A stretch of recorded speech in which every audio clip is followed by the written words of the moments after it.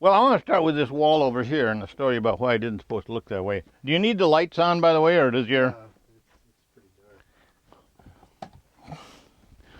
dark. Okay. Okay, start with this in the background because this is the wall I'm going to be talking about, this one right here. Okay. Or do you want me not on the picture, just on the sound? I'll move over here and you can move up by the wall. Okay. Now the important thing to remember is this is not what this place is supposed to look like. When I moved in, I had a Japanese print in 3 or 4 parts. It would have filled just about this entire space, and there was no shelves here at the time. I was going to put that print in. There was a picture of a tree, you know, one of those sort of minimalist Japanese things. And if I had not lost that print moving between 25th and Hillside and here, it disappeared, never been found, that would have gone in here, and at least this room would have been left alone with a lot of white space, without the bookshelves, without all the clutter and mess and so on and so on and so on. But the darn print got itself lost. And as time went by, I found I had to devote virtually every wall in the entire house to shelving. This whole unit went in at one time. I actually had some bare shelves for a while. This is the LP collection as it was then. The LP collection is now scattered all over the house. And this is the only section that is alphabetized and organized. So it's almost impossible for me to find anything in that. This is the, well, I suppose you might say CD, the major CD section. Again, not organized, a mess to find anything in. This is getting rather tattered, but represents pretty much what things were midpoint before it started getting overloaded and when you could still see what the individual items were. Originally, the walls and the ceilings, like in the kitchen here, were entirely covered with motion picture material. Now, Lord knows everything in the world is piled all over everything. As I've said before, I do not particularly like this kind of a clutter, but it accumulated on me, and there doesn't seem to be much of anything I can do about it. The bedroom here, you notice the piles of boxes. One of these things is entirely full of shorts and blue jeans. There's the videotape collection going up to about number 2,400 possibly. We are now up to about 4,500 of them. This is the comic collection, hardbound and paper bound.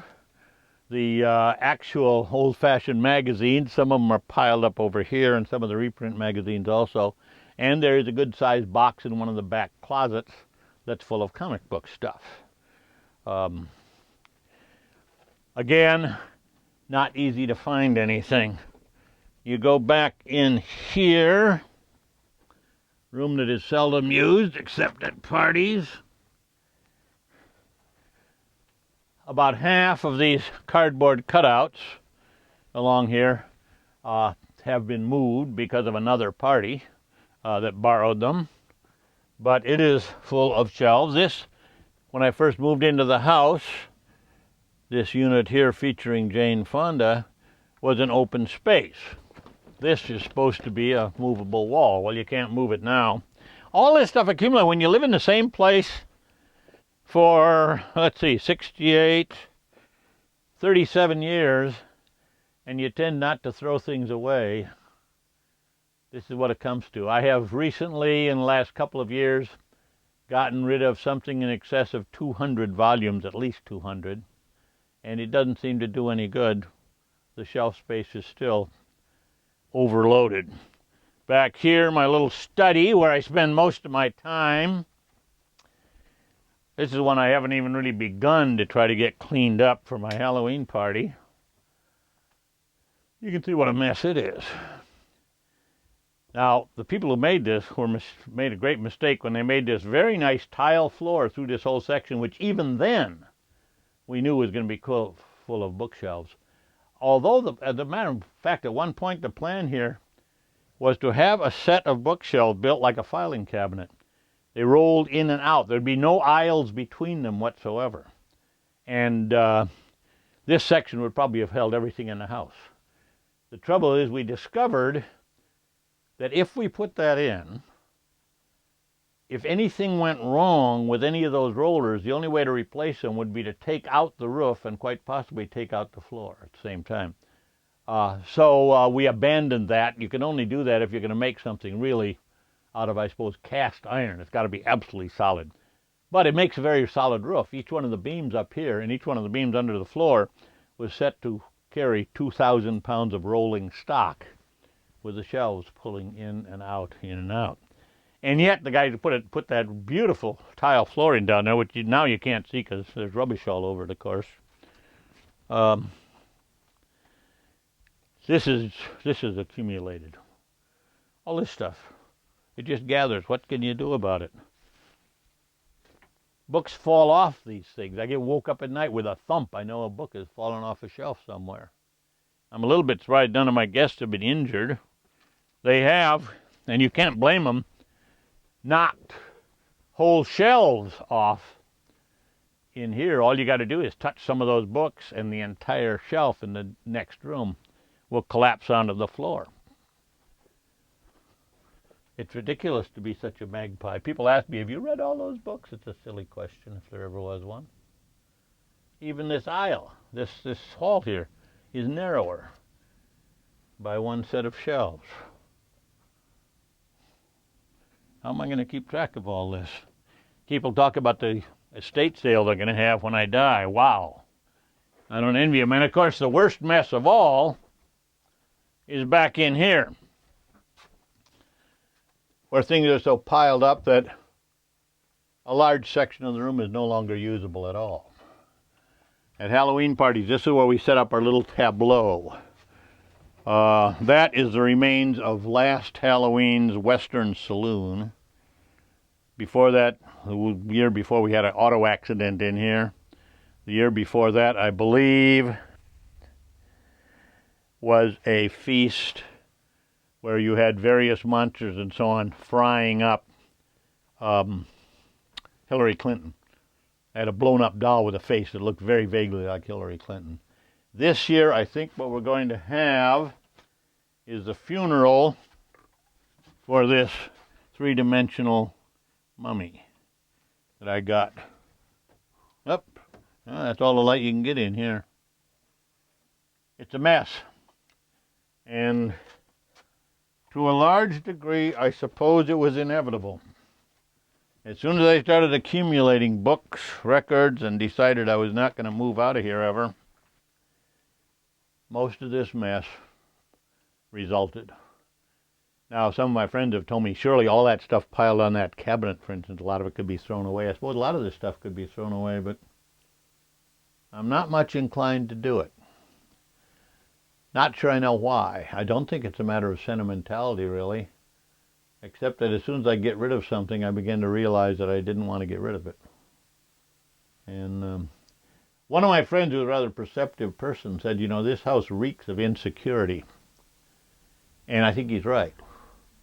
This is a little world that has been constructed in case the big world, for some reason, becomes inaccessible or unacceptable. I remember for many, many years ago thinking that's what my house would be. It would be a little world all to itself, to have its movies, its radio programs, its books, everything I needed, actually. But that's sort of foolish. Everything you need can't possibly be in the house anyway. This thing has been up here so long, I would hesitate to try to take that down. I am sure it is fragile. If you blew on it, I'm sure it would come apart. I don't know how many years ago that's been put up there. The shower curtain is coming apart, but they haven't re-offered it. It hasn't been for sale for a long time. I can't replace it, and I don't want to put another one kind up. It is this kind of a thing, too. Every once in a while I'm cleaning up house. I find something of considerable value like that.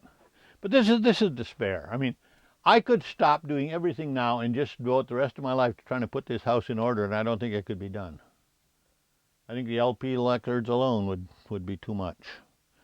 And I don't know whether this stuff is worth enough to make worthwhile. It might be. Some of these sets of old radio stuff are fairly valuable, for instance. Oh, yeah, there's the old flick sign.